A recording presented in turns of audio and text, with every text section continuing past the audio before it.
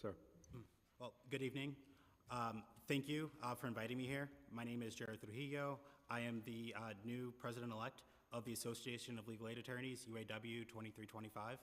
I represent 1,200 members, and there's no way that you could talk about criminal justice or immigration justice, or fixing the school-to-prison pipeline, or really helping low-income New Yorkers at all, without talking about the way that my 1,200 members are compensated, and the fact that our pay is unequal, and it's a crisis, and it's leading to our members leaving. We meet people on the worst day of their lives, when they're locked in cages, and we're often their only hope to get them out. We meet children in foster care, in some of the worst situations of their lives, and we fight to represent them and to make them know that they're heard.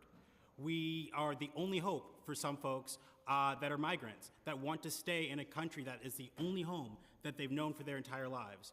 We help people navigate the complicated labyrinth of the IRS, and we give them hope.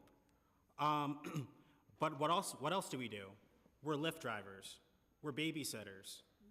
We grade exams. We're tutors. We're delivery drivers. And we do all that because we don't have equal salaries, and we do all that because it's the only way for my 1,200 members to be able to afford to support themselves in this expensive city when we have unequal salaries and when we don't have pensions at all. I want to talk a bit about the debt, also about the student debt load of a lot of our members. Right now, 65% of our members have student debt, student loans, and these are a necessary cost of going to law school. Of that 65%, 20% owe between $50,000 and $100,000. 29% owe between $100,000 and $200,000. And 38% of our members owe over $200,000 worth of debt just to become lawyers. It is offensive for us to look across a courtroom at someone who works for the law department and see that they make more than us. It is offensive for someone who particularly for our attorneys of color, who might have grew up in these communities, and they want to represent the members of those communities, and for the city to show us that our work is not as valuable as someone that works in corp counsel or the law department just because of who we represent. For the city to show us that us putting equity and time into representing low-income New Yorkers on the worst days of their lives, in the worst situation of their lives, and that's not compensated the same way that someone who works at the law department is, it's the reason why people leave. They leave because they don't feel that their work is dignified, or that the city sees the dignity of their work. And they often leave because life happens and because they just cannot afford to continue working at legal aid on our current salaries.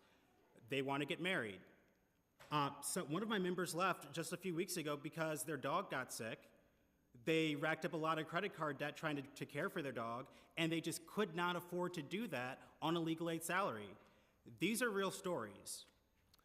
Along with our written testimony, we have the testimonials of 22 of my members.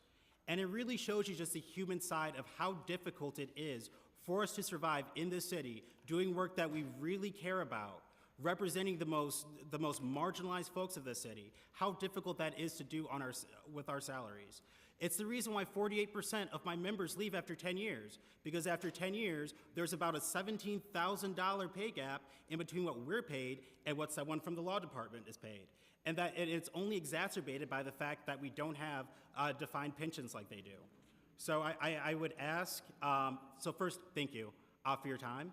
I would ask, though, that you read through our written submission to see the difficulties of a lot of my members as far as just trying to survive in this city, doing work that they truly love, that some of us are just forced out of because we can't afford to continue doing it. And with that, I would just ask that this body seriously look into pay parity for us, but also into a loan forgiveness program from the city because our debt loads are so high and they're only growing. Thank you.